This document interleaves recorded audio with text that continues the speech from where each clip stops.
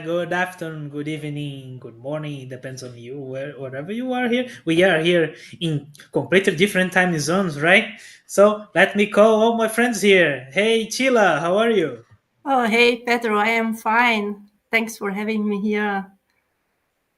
Yeah, thanks for joining us. Thanks to be our admin today here. Hey, Douglas, how are you, man? Hey, good to be here. Looking forward to the conversation. Perfect. Yeah. Well, today we're gonna have a very interesting topic that is mastering software testing. This is a nice topic. Every time we talk about testing, that we can have lots of discussions. We can have lots of different stories about it. So yeah, I can say that, or today we don't have our friend Hugo. Hugo cannot join today. Neither Danilo. So well, we hope they can join us in the next time.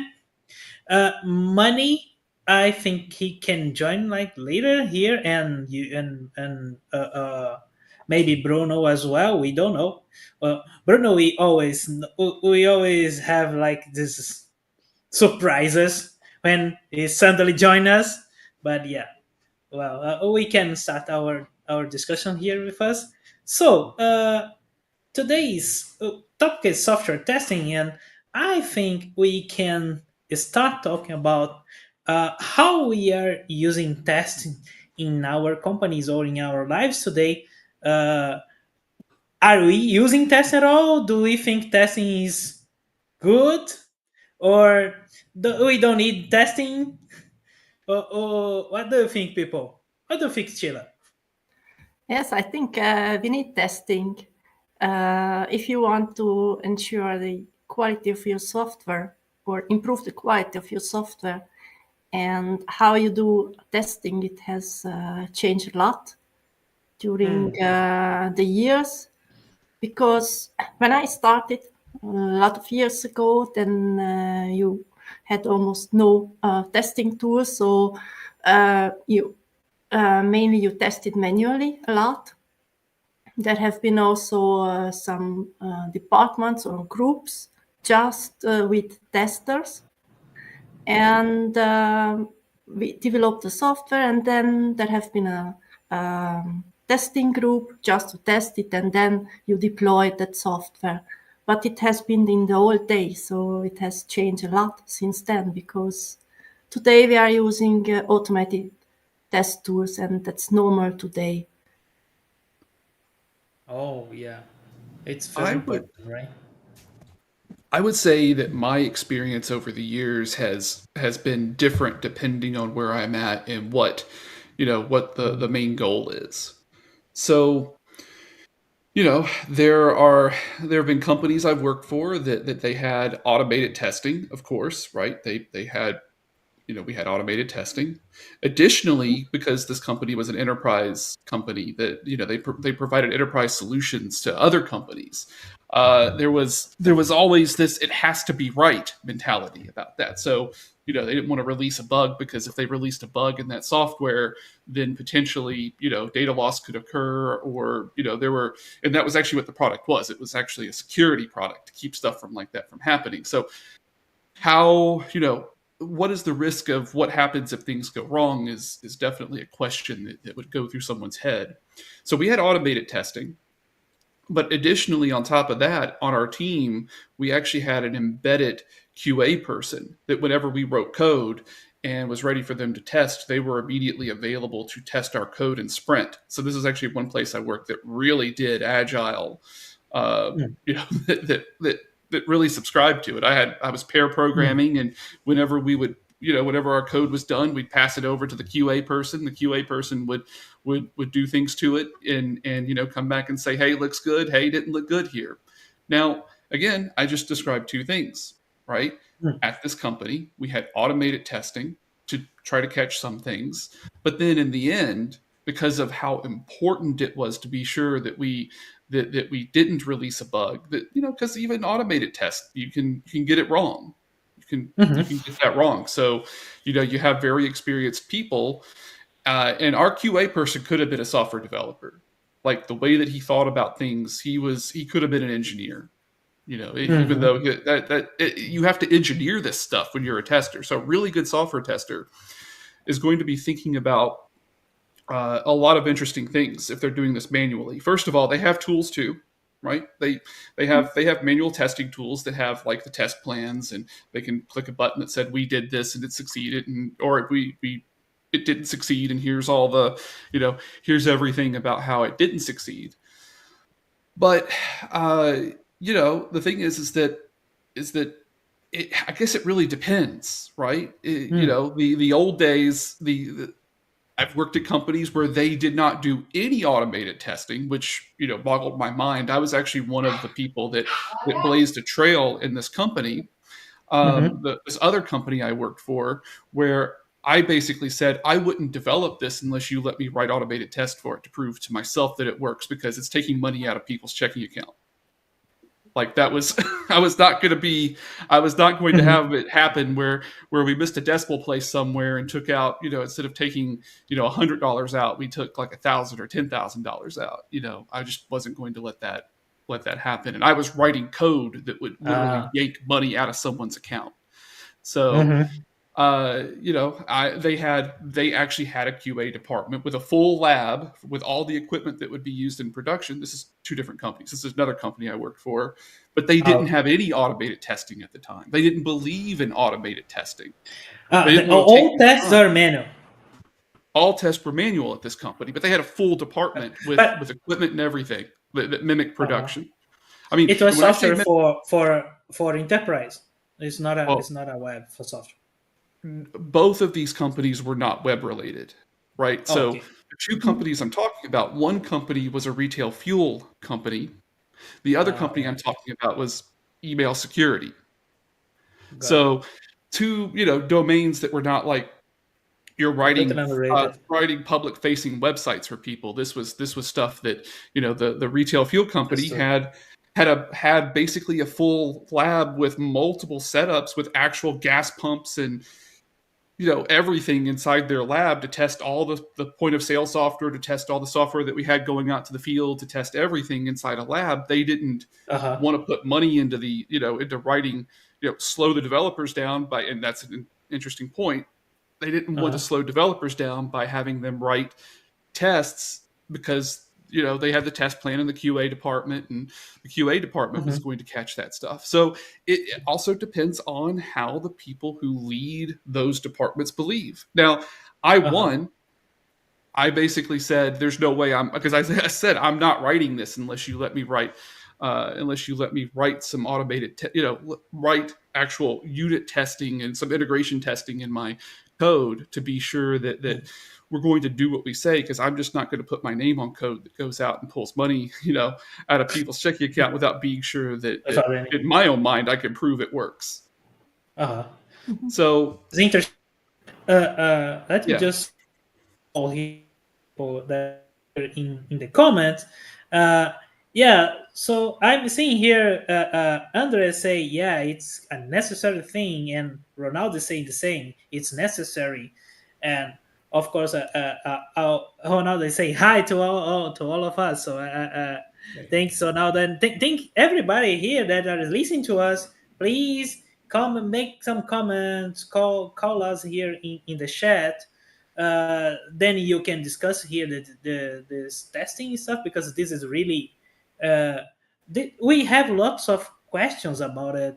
As you said, you have. I think we can divide these different ways of doing tests here when we have different kind of systems. As you said, we have like enterprise here, or systems that are installed in the customers. You create you have like some kind of software that you cannot update in an easy way, right? So you can imagine if you find like a tiny bug in the middle after the installation, and you say, how long it's gonna take to be fix it. You say, our cycle deployment time is 6 months, right? Or yearly sometimes. Or I think it's been like it was this week that Mastercard was doing a big rollout of deployment. I don't know if you heard about it. I hadn't. I was reading in the Twitter, and they are talking about saying, "Oh, Mastercard is doing a huge rollout about updating the APIs, updating endpoint." I don't know if you have any more information here in the chat. Please, if you have more, please add here for us. But you can imagine a huge rollout like that, and you have an infinite amount of people connecting to this kind of Yeah. to these endpoints, or using machines, or having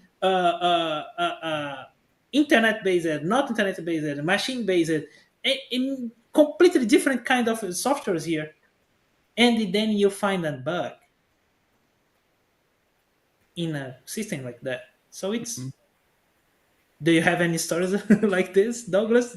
So, I mean, when I worked for the retail fuel company, so this was I worked at the home office of a pretty large of a fairly large company that provided retail fuel. They are in front of almost every Walmart that you would go around in the United States.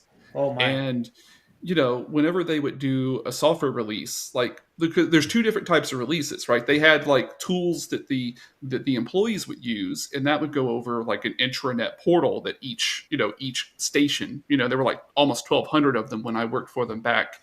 When I worked for them a long time ago, there are more now, but there were like 1,200 stores. And see, here's the thing: is that all the software inside the stores, the things that were checking for levels in their fuel tanks, because they have to, everyone has to check for levels, the thing that pushes prices out to all the stores, because they have to be able to push new prices out to the stores. They centrally controlled all the pricing at the stores. No one went out and flipped the signs. It was all electric signs at Oh. every store. So someone pushes a button on software that our group, that the group that I worked in maintained, then prices go out to all the new stores. You have to be sure that the thing receiving the price change notifications is doing what it's supposed to. It doesn't do anything if it gets some weird notification, right? Like someone's trying to mess with it or something.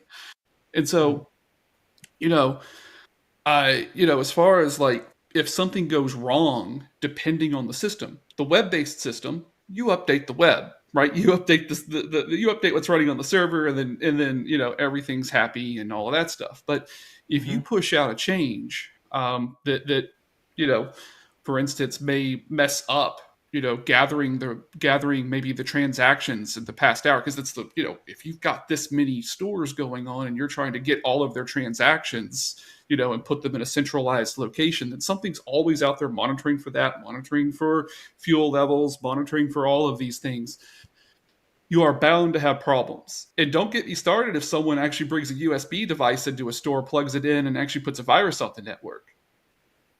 That's a whole different can of worms too. So even just securing the machines, I think while I was there at some point, they did have that happen and had to lock down all the USB ports on all the machines sitting in the store because someone put a virus onto the network, which is that's an example of what are they, a black swan event, right? No one's thinking that your own employees are going to come in and bring, well, nowadays they are going to think about it, but I think back then it just wasn't something that people thought that hey, we're not loading, we're not letting them load anything. They just plugged something in of theirs and it happened to start messing around with the network. They happened to have a virus in this thing.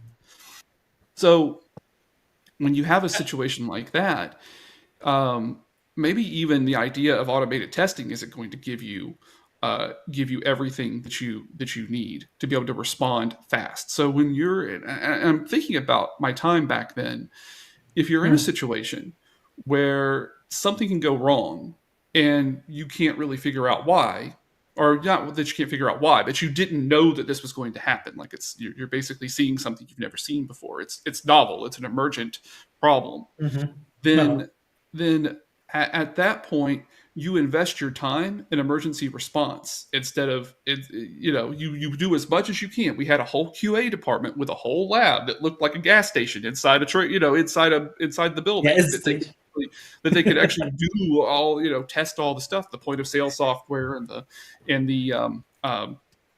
intranet portal and all of that stuff. They could simulate actually being there. But instead of spending a lot of time on maybe automated testing, people use their brain, their bandwidth on how to handle problems that come up quickly, because you're not going to catch everything in testing. I can't say, because remember, when I was at that company, I was fighting for writing unit tests. I was the only one doing it. Because I would not write.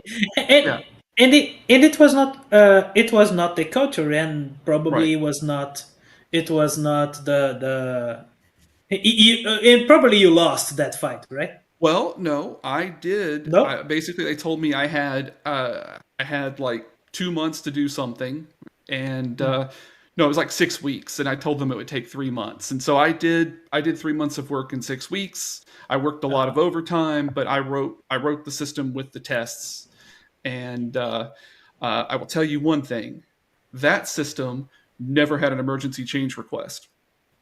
Wow, this is interesting, right? Yeah, I mean that system didn't. And one more thing, I'll give you a little bit of like the end of this system, because I did actually know. I know when the system was taken down. It was taken down around 8 years after I wrote it. And do you know why it was taken down? It ran. How many? Sorry? 8 years. It ran for 8 years. Oh. And do you know what? They called me 8 years later during the pandemic and said, "Hey, you don't happen to have the source code, do you? Because we can't find it." I'm like, "You haven't touched that thing in 8 years? Like what?" They lost it. Oh shit. Yeah. So, I mean, the thing is that I wrote not it. A problem. That's a new problem, right? Because when you don't have to touch the system, when you don't have to touch the system, then there's a new problem. You need to be trying to keep track of everything you've got with that system, because maybe someday you do need to change. Like it was running on Java 5, and it was time to upgrade. It was Java 5. I mean, one component of it was running on Java 5, right? And they needed to upgrade that one component, but they couldn't. They couldn't get the source for it. I wrote it in .NET, so the main pieces of that payment system that I wrote were written in C# and in .NET. But I also wrote. I had to interface with some external system with a reference Java driver that they gave us, and so I had to actually write the other part of it in Java, and then come up with an interoperability layer to get the data into .NET, and it was really cool. It was actually a really cool project. But like I said, I can imagine. It was written to be tolerant. It was written to be flexible, because how you communicated with this payment system was through text messaging. And this was before everyone had smartphones. So, that was part of my tests, where I actually wrote a text message, or, message interpreting, I had to be able to process commands that were coming in over text messaging, and, and do some cool stuff with that. So that was the side that was Java, was the part that interfaced with that. But what I'm saying is that it just ran. Yeah, Ender says something interesting here. He say it's more exciting to solve problems than writing the test, though. For sure, I can imagine. I can imagine that you spend like 6 weeks writing all that tests, right? I was writing. So I really subscribed at the time to this idea of test-driven development. So I basically was writing code and my tests at the same time. Oh, right. You're not just writing the code for writing the test for the code that's already there. Every layer of my system that I architected, I had tests around it. I was making sure that every layer communicated the way that I expected it to. And that was during my time where I loved complexity. So I had all these tests to test the communication between the different layers of the system. And I had architectural boundaries, and I had, that I maintained, and, so this is awesome. Andrea says, I say there are systems over there that I wrote that I have been there for more than a decade. I always pray they do not call me to make any modification. One tip I'll give you is any company ever calls you and asks you if you have their source code, you say no. You say no. Like look, I don't take. You cannot say yes. You can imagine, like 80 years later, say you have the source code. Say you have the source code for 80 years. First of all, I would never carry source code with me, but I'm saying from a legal standpoint, if you are ever asked by a former employer if you have their source code, you say no, no matter what. I would never take, I mean, I've rewritten things before. I know other people that I've worked with who've told me that they've taken components with them. Like they wrote the code and they're like, it's my code. And so they'll take it with them. I don't. I just rewrite it. I know how I did it. And it's when I rewrite it again, it's better. Like the next And time I it's do not it, it's your better. code. I don't want the old stuff. Yeah, and it's not your code, right? It's When you not work your for code. hire, it is absolutely, it's a Yeah. bad mindset to be in. That's a really bad mindset, right? What's mine is my experience in writing the code. That's mine. And so I get to see what worked and what didn't. And if someone tells me to do it again, I get to do it again. And I get to fix all Sure. the mistakes I made the last time because we're not perfect and we don't, and then that's where testing comes into play, right? Yeah, that the idea, right? When we sorry, Chila, do you want to say something? No, just No. continue. Oh, but Oh, with please, all software. we talk a lot here. But It's if you horrible. Yeah. want to say something, just please. And let me ask you about your experience on that. I know you are a data scientist and work with data, and so and how testing is in the data, how can I say, in the data market, how spread it is. I know, of course, we in development, there are lots of people say, oh, it's good to test, we need to write tests, but in the data market, how is it? Mm-hmm. Well, I have more experience on backend and front end testing, and that's an interesting issue, or an interesting question, how to test with large data. So I don't know if Douglas, do you have experience with? So, Yes. do you in your company today? Do you have testing culture for this part or no? Sheila, do you have any tests for the large data sets that because I know here's what I do know, like Mhm. from the data science side of things, is that not only do you have the data that you train on, you also have a test data set too that you use to be sure that Yes. your data, Mhm. yeah, so you do actually have something where that's how you prove Actually, that yes. your Yeah. models work, Sure. right? Mhm. Yeah, yeah.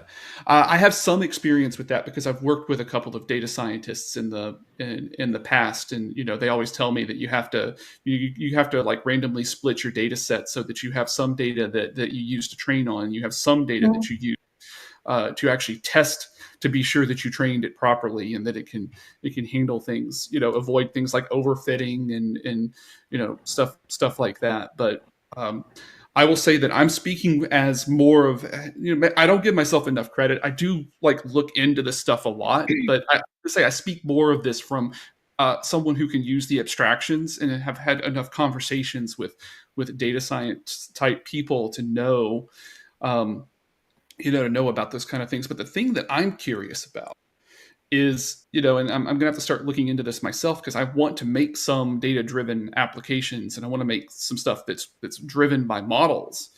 Is Uh-huh.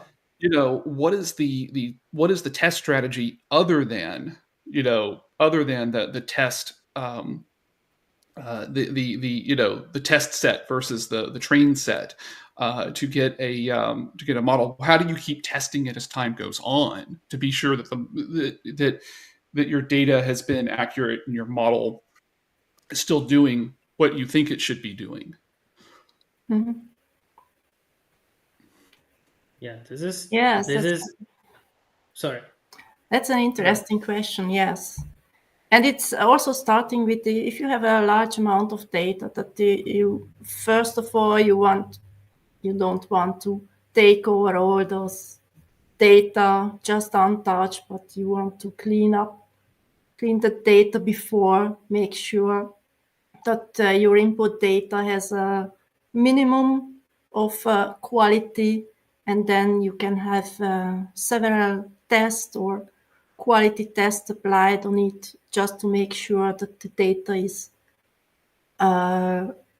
has a minimum of quality or the data is reliable. So I think it belongs to the first steps, just to make sure that the data is clean, reliable, and ready to be processed after that.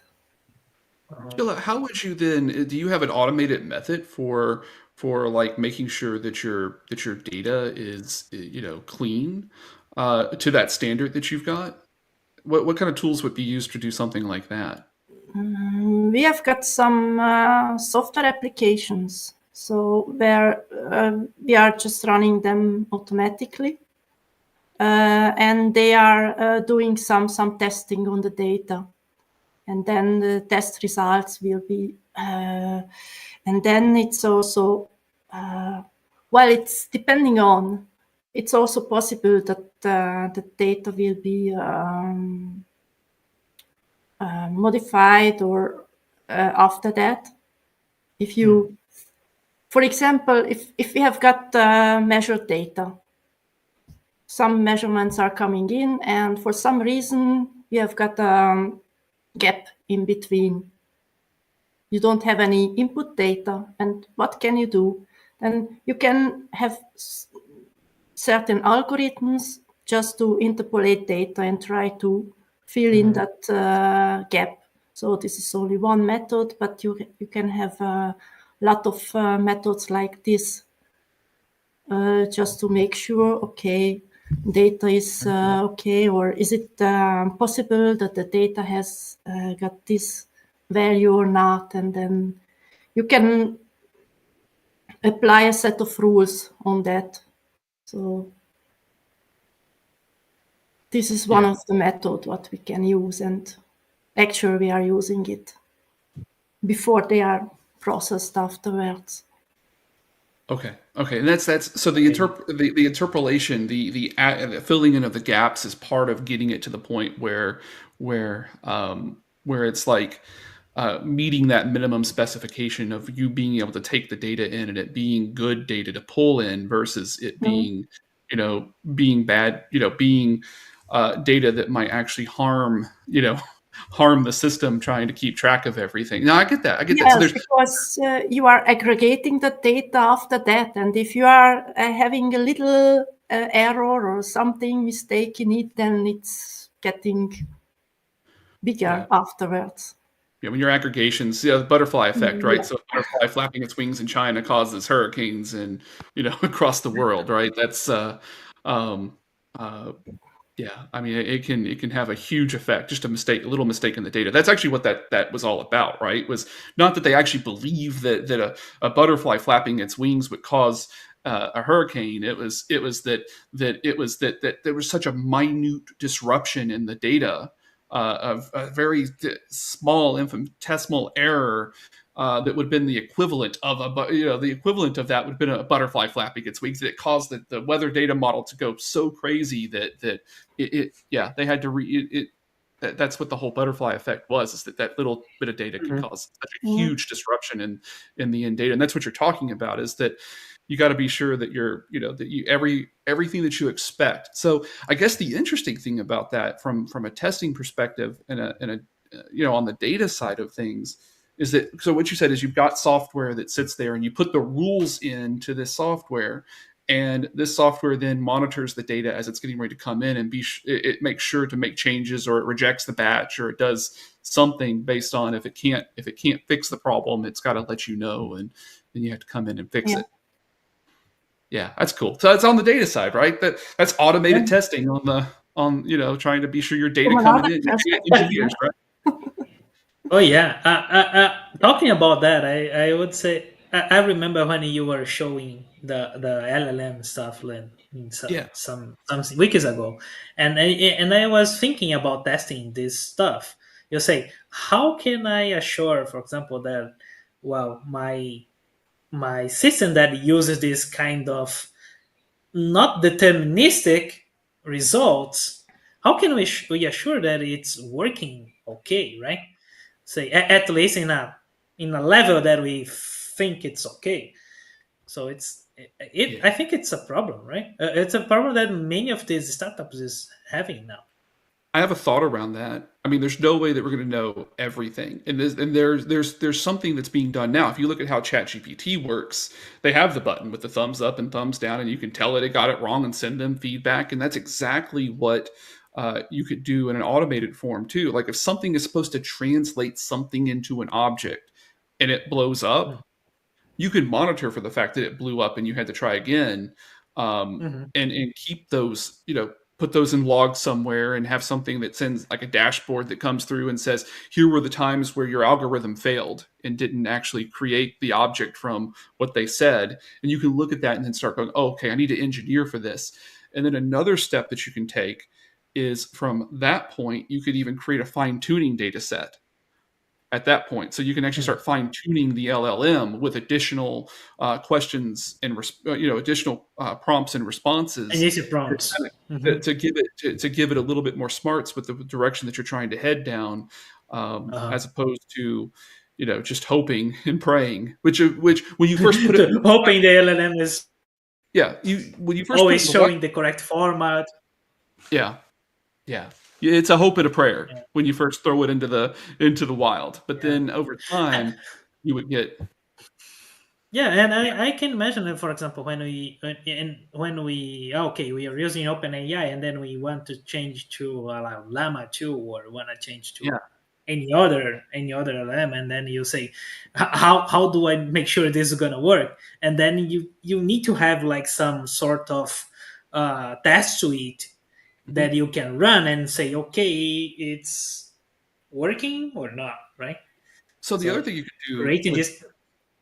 yeah, well, I was gonna say, if you log all of the if you log all the prompts and you can log all the responses that came back from it, you could actually create an automated test set. You could create a set of what people have asked for in the past and what your other model did, and look Mm, at what it's doing. You could just run through all the prompts that the system had handled before and be sure that the responses are going to be similar, uh-huh. usable, to what came out. You actually get a lot of test data. There's something interesting that just came to mind too about this test data thing.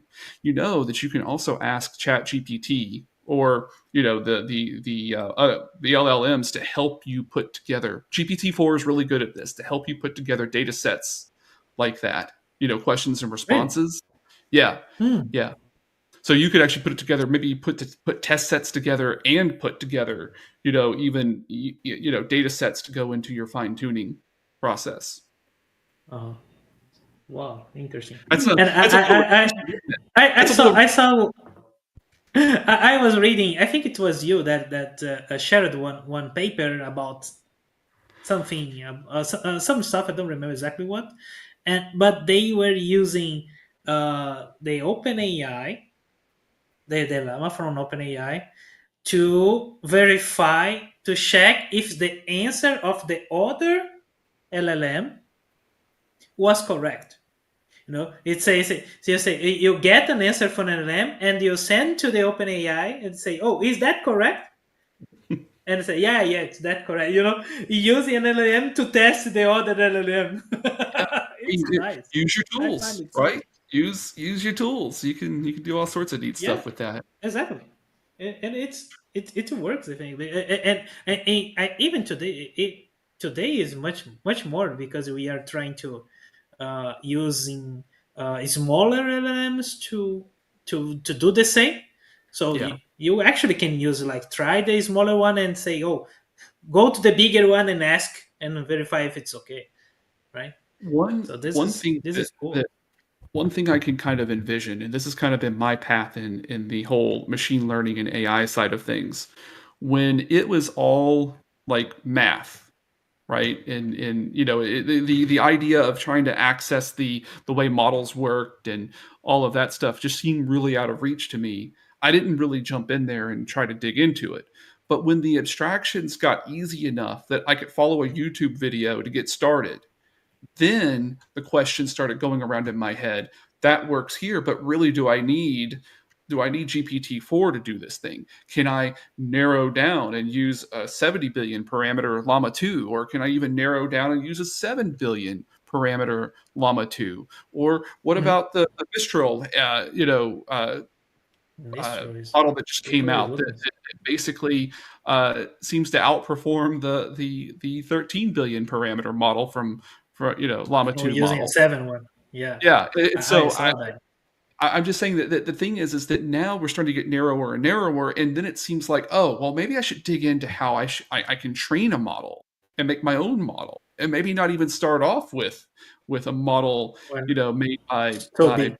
a company. I just start, because I could use it from this abstraction and keep going down and dig deeper and deeper and deeper, so I don't have to have all this context come in at once, and I can just take in the little pieces that I need and learn Uh-huh. layer by layer by layer. Uh-huh. Oh yeah. And Ronaldo is saying it's a kind of double check. Yeah, exactly. Ronaldo is asking a question here. Are there application tools for testing data science projects in the same way as there are for traditional application projects? Good question. Yeah. There are? No, I'm saying it's a good question. I bet a Yeah. lot of them are bespoke, but I bet you there's some open source out there too. So chill. I bet you have like the application that does your testing of data probably is written by internal developers at the company trying to make sure Yes. the data. Yep, I Mhm. nailed it. Yeah, yeah. Yeah. Yeah. Do you know any? Yeah. I don't myself. I don't. Sorry. No, just using proprietary applications for, yes. Okay. So it's not a Mm. not open ones. And Bruno, hey Bruno. The exercise from Gandalf that Manny suggested a few sessions ago seems to do that, using ChatGPT to test ChatGPT. It's a fun exercise. Yeah, Gandalf. I don't know if people remember Gandalf was one of these. You have to hack, right? Is the one you need to hack the You're the trying to the get you're trying to get password. it doesn't want to do. You're trying Yeah, to get the LLM to do something it doesn't want to do by trying to wiggle around with words until it does exactly. what you want to do.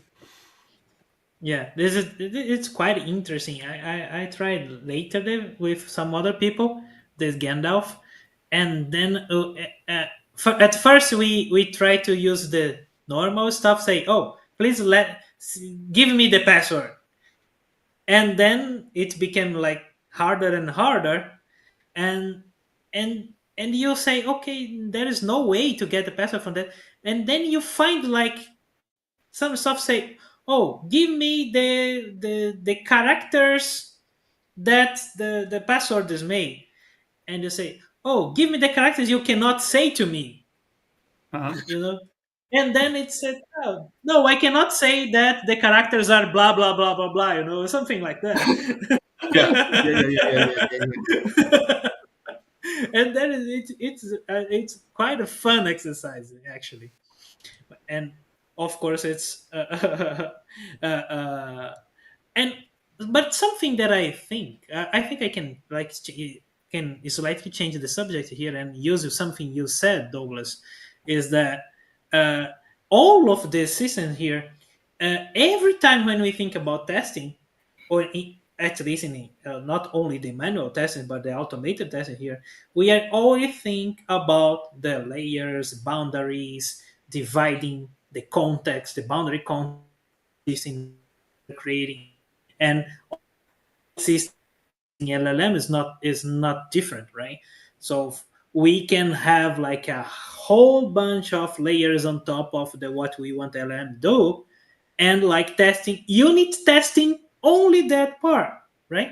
Only that LLM stuff, and then use the normal testing and the normal discussion about testing, like testing the layers, testing integration, testing end-to-end stuff, on top of this kind, even for new stuff. So what I would ask you is that, can you help us here in our podcast and list this and make like some didactic explanation about these differentiations, about how do we divide the tests we can do Okay. I'm categorizing. I'm going to.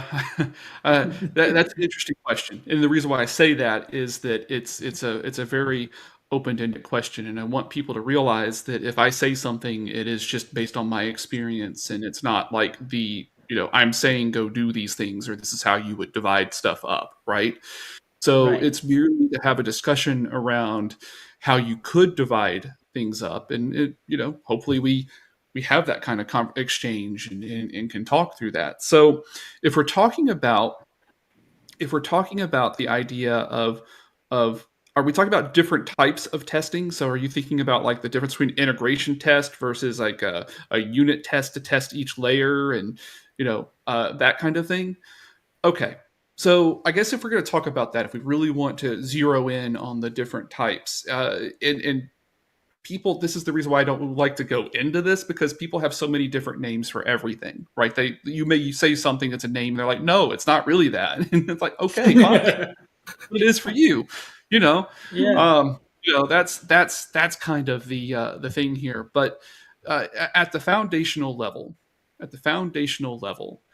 you've got some categories of tests, right? You've got this idea of testing at the unit level. And, that's like test one thing, right? We're not going to test a lot of different things or how things can talk to each other. You're going to hopefully have a deterministic function that you're going to send some inputs in and you're going to get some output from. And sometimes in order to have it be deterministic, then you have to actually like mock out some of the dependencies, but you want to really minimize that as much as possible, pass as much into that function as you can. So you really can test the unit and be sure that the algorithm working on the inside is going to do what you want it to do, right? Mhm. And the reason why we would want to test at that level, especially when you're first starting to put something together, like maybe it's an algorithm that you're trying to be sure that you're testing thresholds properly or something like that. You're trying to be sure that things work at that level. Is that, and the reason why you want one thing at a time in these tests is because you want the test named something that makes sense. You want it to actually be making a single assertion so that when any of these tests start going wrong, you know exactly where it is. And even if you're testing at the unit level, but within a different layer, you know that something happening in this layer is getting messed up, but your other layers are still fine, right? That's the inside unit tests inside the layers, right? Uh-huh. But then you get to a point where you need to be sure the whole system's going to work. And this isn't like what I'm talking about, like a full system test where you want to like have it on the server and make it act like it's actually being used by people. That's kind of what your QA would do if you have QA. If you don't, then maybe you get by doing you do these full system tests on the other end where you have like something like Selenium come in and poke around on your website and try to do the analysis of what the HTML looks like, when it's done. Did things happen the way that it was supposed to? And I've been in places where we have a lot of those. And the problem with those tests operating at such a large level is just, a sunspot might cause a problem. I'm being facetious here. I'm kidding, but I mean, a sunspot could hit something, and it might actually make that, it might actually cause something to happen with those kind of tests. We had that happen all the time, and it's a really bad place when you sit there and say, "Oh, the test didn't work today. The automated run of our front end test didn't work, and that's normal. We'll just move on." That's and the flip side of that is you have someone go spend 2 hours trying to figure out which system it depended on that wasn't running in development. And I've seen that, and I've been involved in that too. So you've got that side of test, which also that's like testing everything to be sure it works from the outside, really. But then like let's kind of get a little bit of a middle of the road here, and this is kind of where sometimes you might find a sweet spot. You don't have to test all the way outside. You can test maybe your entire application layer, mock all the dependencies going out, mock all of the inputs coming, basically make it to where you can throw inputs from anywhere coming in, and you can test all the layers of your system communicating with each other that way. And I have written stuff to do this. Like in Python, it's pretty amazing because if all of your outbound ports are going over HTTP in Python, you can completely take over requests, which is a library that we use to do like HTTP requests from within Python. You could actually take over that And at that point, nothing gets out. It's all going through your mocking layer of the internet at that point. So you can mock out all the communications with services and stuff like that. And I've done a couple of things with doing that to be sure that I can mock out all of my external microservices and make sure that everything that inside my application from all the different layers are going to do exactly what I expect them to do if I get responses this way or that way from the outside world.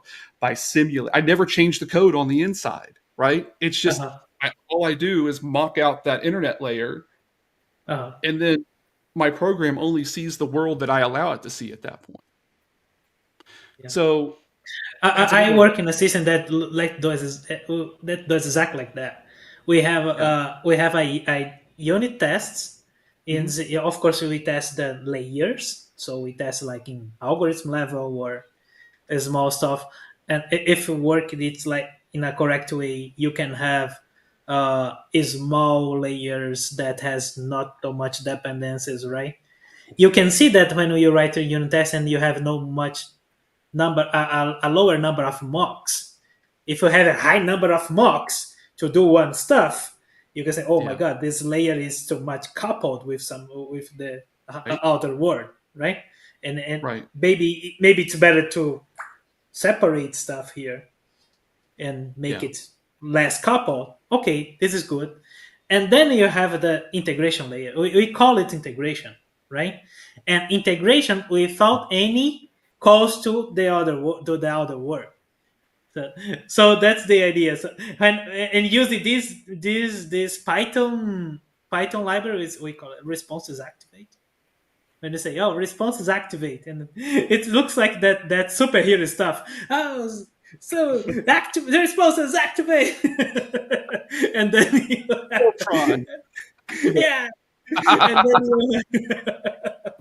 and then you suddenly your system cannot do any calls to the other world, and then you can do and you can like say mocking all the other world responses. This is actually it's pretty cool, of course. But to make this work, we still need to have the database. We still need to have like caching or Redis stuff, right? Yeah. Well,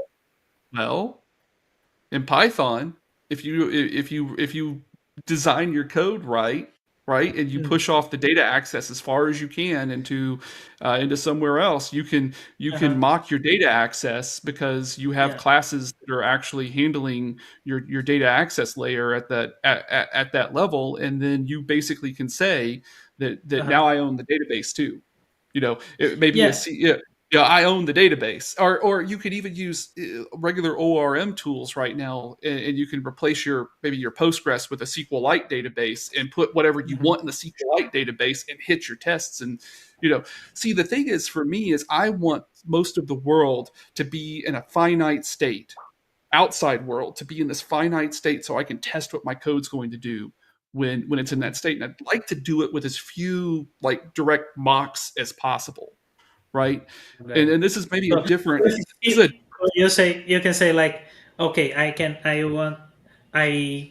don't want to make any calls to the other world. I don't want to access database, or at least in a memory database only, just for the test I'm writing and wiping everything out again later that. Yeah, but you don't want anything I need. Go ahead. Sorry. No, I would say like everything I need, I can create a level of abstraction that I can like mock it, right? Mm-hmm. But of course, it depends on what you want, right? If in the case, for example, in databases, sometimes you have sometimes you want to see something in database, and you want to access the database actually to see. And so this is sometimes is good to have the access the database being actually accessed when you are calling your tests, but it's sometimes not. It depends, right? Right, because what you're saying is this is a very usual a very common scenario, which is that, like for instance, let's say that you wrote your application and only ran it with SQLite being where the like SQL Alchemy was only told to go to SQLite, right? And then when it's time to go to production, you flip the switch and tell it it's going to be talking to Postgres. What's the odds of the everything just working perfectly by flipping the switch from SQLite to Postgres? Or even worse, what if it's like from Postgres to MySQL? You know, in prod, Postgres and Dev and MySQL. Who would ever do that? But I'm saying that what you're talking about is the fact that there are constraints that the database system will put into place, and you know, you're saying you have to take account for that, but you do that when you start doing your full integration, right? When you start doing your system test, is like you put it in Dev or you put it in UAT, and you start actually having someone do real things to it, and you'll find those kind of issues. But what you know is that all your algorithms are right. You just know that there's something weird going on in one of the components that you need to integrate at that point, is what you have, right? You don't. That's what I'm saying, is that if you can take the database and you can take all external dependencies out of the the context for testing, you know, out of the surface area that you're having to test, then what happens is they become a different set of problems, and you can narrowly go in there and target them, instead of maybe having something that is an algorithmic issue and an issue with the database that gets confused. It's a way of isolating the problem, which is something I do a lot. I do a lot of isolating. I like to isolate things to where I know exactly what I'm dealing with, because in computers and in software development, that stuff gets intertwined, and you start getting into a half day of chasing something that really was like two problems, and you couldn't solve one without knowing the other one existed at that point. You have to find both of them. For sure. Yeah, completely agree. This is and this is really interesting, right? When we are talking about testing here, and we say this is so important, and of course, when we think about sometimes we always have this problem saying, oh, I need to put this in production right now, and I cannot create the tests now. So this is an actual problem. It's something that happens. So how do we what we can do in these cases? Let me ask you to think through something then. So maybe it's a question to ask yourself, which is that it's very context based, right? If you're in a startup where if you don't get the feature out there to let people use it, then the next funding round doesn't happen. Then you just get the feature out there and see where it fails. You shoot whatever you throw all the things against the wall and you see what sticks, because the investors have to see, people who are potentially going to invest in your product have to actually see things that are actually moving. So if you're in that stage, you do what you have to get the software running, right? And so that one I have an answer for, which is basically been like a reed in the water. That's what you do in that situation. If you're going to work at a startup, that's what you're doing. You're probably just working 16-hour days, and you're bending like a reed in the water, just all over the place, trying to keep yourself going there. But if you're go ahead, man. It's context based for me, which is it just depends on how definite it has to be 100%, and that's how I adjust how much I fight back. Yeah, and Indy, you said risk based as well. So and Andrew says, okay, in that case you test in production, and sometimes it is. Right.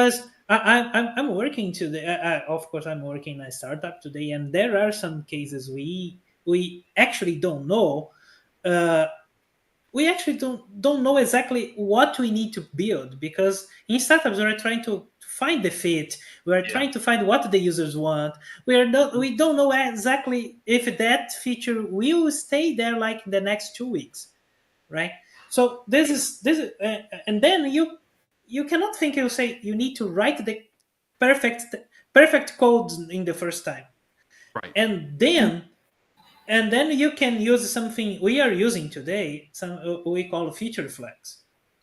We Hmm. say, okay, we create a part of the software that is uh, uh, behind a feature flag, and then you can like turn it on for some small portion of the users, or some one or two users that you know, and you can call them and say, oh, I'm putting this feature here, try that first for us, please. And then you can see how, if it works or it's not. Of course, you have some kind of way to monitor it, and getting the logs or getting the events or getting amplitude charts or something like that. We Yeah. are using amplitude experiments. In this case, amplitude experiment, amplitude flags. Man, amplitude is a awesome tool for this kind of thing. That's It's cool. it's really cool. I can say I'm using here, and yeah, it's fantastic. And of course, and then you can like put this behind this flag, try out, see if it works, right? And of course, see if the user like it. Okay, user didn't like it, or we need to change something, and then you go change. And then you can, during this, while this thing is being tested, or A/B tested in this case, right?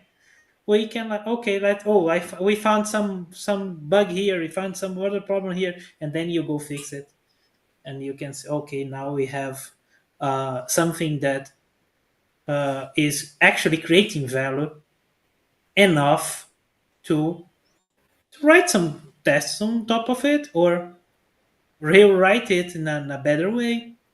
You know, this Yeah. is I think this is something that every time we discuss this with people that are much more, how can I say, uh, closed with all this testing stuff. Yeah. People, when if we say this thing, people will say, "Oh my god, you are saying something that's completely wrong." And I said, I don't "But think so. I don't think so." Yeah, I don't think so either. Because I mean, it really is based on the feature flags things is really important, and the idea at the last job, at the current job that I'm in now, the phrase production acceptance testing is something that I use a lot. In fact, because some systems we do not have a lab replication of some of the systems. I work in networks, right? We don't have a duplicate network.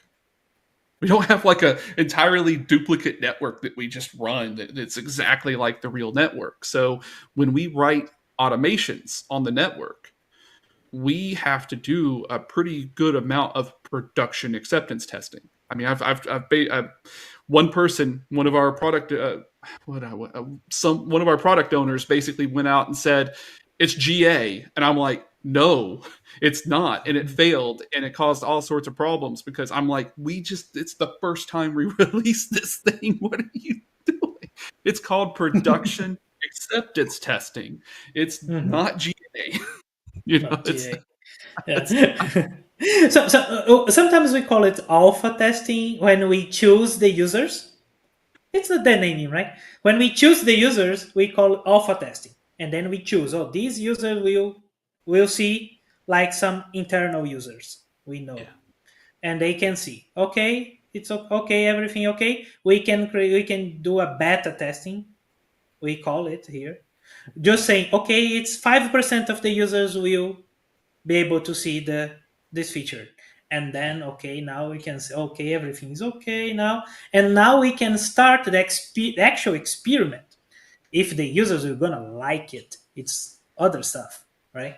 But when we start this phase, we must know that it's working in production, right? So we passed these two phases before, right? The alpha testing, the beta testing, and then we actually put some, like a big number of users to try out. So this is everything is in production here.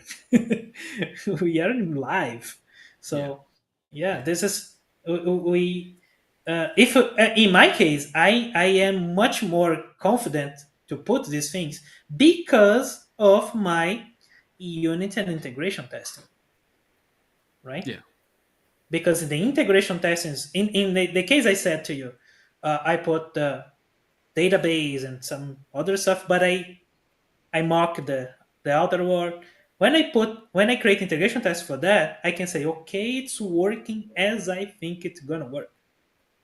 Then I can put some users to see it, right? And everything. And most of the time it's okay. So that's Well, the well, it's my experience, right? yeah. And I'm going to say that there's a stage before that, right? When you are really in creation stage, like you're making it from scratch and trying to get people from another department to start really looking at it and giving you input. At that Mhm. stage, you're just riding by the seat of your pants at that point. There's not really Mhm. a lot of testing or anything because first of all, when you're trying to get the feedback, you're trying to show them an interface that's doing things. You need to get a product out there that people can actually click on and see how things work. And in that kind of environment, I'm not stopping to write unit tests. I'm not stopping to write integration tests. I'm just going to say, what's the thing we want to present to the end user? And I'm going to get this thing out there until we start getting to a point where enough of a critical mass has happened. And believe me, that's a very small amount to get to the point where then you start going and getting it's like now it's time. The project needs to be more mature. We're going to put the tests in. We're going to do all this stuff now because people this is the direction we're heading in, and we know. So you try to make try not to put the tests that are going to lock you into a way of doing things until you have some idea of this is from scratch, right? It sounds like you actually have a product where you're worried about 5% of the users being able to test it. At the stage that like one of the projects I'm working on now, which is a new internal tool, I'm just worried, I just want like the users to come tell us that what they think about it and what can we do to make it better. I want the people that's trying to get the feedback from the end user to be able to get the feedback from the end user. That's the main concern, is to have something moving. Authorization, authentication, and actual things that move around when they hit buttons. And then they can sit there and go, that's amazing. And things will go wrong, and things have gone wrong. But we're making the system more mature now that we've gotten to the point where we've gotten the initial feedback and we know what they'll use. Mhm. Yeah. Well, let me say, go not to say thing. I think in this case, Pedro, it's a question of team organization culture or guidelines for sure. It's of sure, of course. There's all this decision we are talking here. It's not like a developer decision. It's an organization decision, right? How are you gonna handle the risks of putting something in production, right? So this is there's always a company discussion. Always, it's not Yep. like a developer one. It says sometimes I think there are cases where to keeping the contract is more important than the deploy process. So skip some tests, unfortunately. Yeah. Yeah, Yeah. I completely agree. Well, amazing discussion. I really enjoy it. Talking about testing is really nice. But unfortunately, we are in the end of our time now. Yep. And I think we can like have some minutes here to the last the our what do you can we wrap up this conversation here and have some topics to topics no have some final words on this topic for today. Yeah. Do you Yeah. want to start, Thomas? Yeah, I think basically what it's come down to, which is every time I talk about testing, is that or anything in computer science, just overarching, and maybe anything ever, is that it's always about it's not absolute solutions, it's about trade-offs, right? It's about assessing the risk in basically saying that these are the acceptable risks, and we're going to take those, we're going to make trade-offs to be able to do other things from the other constraints that we have to keep into. So, you know, again, earlier in my career, I might have been really, uppity about I have to have tests and all this stuff, which I was. And I think I was still right in that one where I did the payment system. But there's also a trade off now, since I've worked in a lot of different other kinds of companies too, is that sometimes you will kill a company if you can't just move forward and do things. Like the company will never take off the ground if you can't just write some code and get some features out there to show people. So trade-offs. It's always about trade-offs, not about having the ultimate solution to solve all your problems. One statement. Yeah, perfect, man. And you, Chila? Yes, I think it was a very important point what Douglas mentioned with trade-off. And it's also a question if you want to, whether it makes sense to have a 100% test coverage, how much effort you need to put in to achieve that, if that's really something that proves that your software is good or not, or maybe even if you have got 100% coverage, it can happen that you were writing the wrong tests, and you can still have bugs. So Yeah. it's a trade-off. It's thinking about what I should concentrate on. So Exactly. a lot of Perfect. discussions what you can have about it. Yes. Yeah, completely agree, Chila. Yeah, I can say the same. It's, as I said, trade-off, risk assessment, and of course, we need to know what we're doing, right? We need to know about testing. We are talking here from people that knows about testing and are choosing what to test and are discussing the risks. So if we don't know test and say, no, I don't want to learn about testing because I don't need to write testing before, I don't like to write tests. No, man, you need to know. If you're gonna write all the tests you're thinking, is another problem, right? Is the problem when you are doing the trade-offs, not before. It's not. It's after you know and after you trying, after you training about it, right? After you understand how to divide the layers, and after you understand how to create, how to understand the boundaries, So all this basis is before, and then you can think about risk assessment, you can think about trade-offs, and you can think about when you're not gonna and think when you're not gonna write tests. This is a other discussion. This is the and then you can discuss this. So Yeah. that's my point. Well, and now I think we can go to the our last session of our podcast, something traditional we have here. And if we most in the end we mostly suggest any books to to the audience. But of course, now I think we are not suggesting only books. We're suggesting books, blogs, or a podcast, or anything we want to suggest to our audience to keep up with this topic or any other topic we want. How do you want to start? Let start. me get here. Yeah. If you can send here in the chat, and I can put in the live chat. Let me get. Well, I let me find out.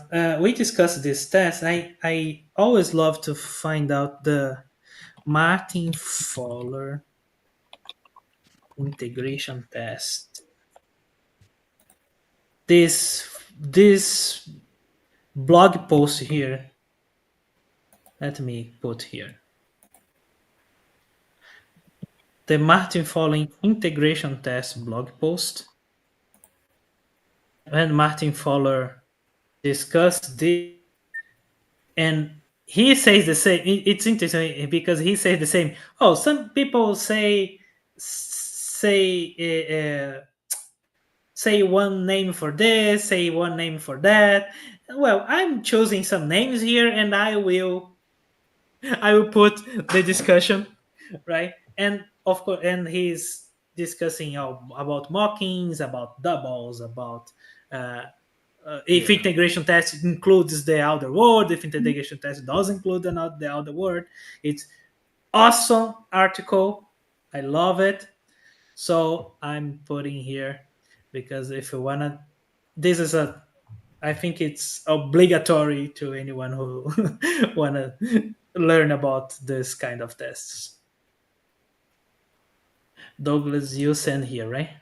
I did. I sent a YouTube channel in, and this is more AI related. Now, I'm again in my free time, I'm looking at more AI related topics, and I think this guy's channel is really cool because he's talking about a lot of different topics. It's really easy to follow. He talks about fine tuning, trying different models, and all of this stuff. And I just kind of recently have been watching a good bit of content from Matthew Berman's channel on his escapades in AI, and I just really like his content. So I just thought I'd throw that out there as something that I've been watching lately. Wow. Perfect, man. Oops, I tried to open here and starts talking. Yes, for some reason YouTube will just start like their end video automatically. So yeah, be careful. Yeah. It up, it'll start talking to you. And you, Chila, do you wanna share Um, something? Yes, my link is rather on the practical side. So I hope that it will be there. So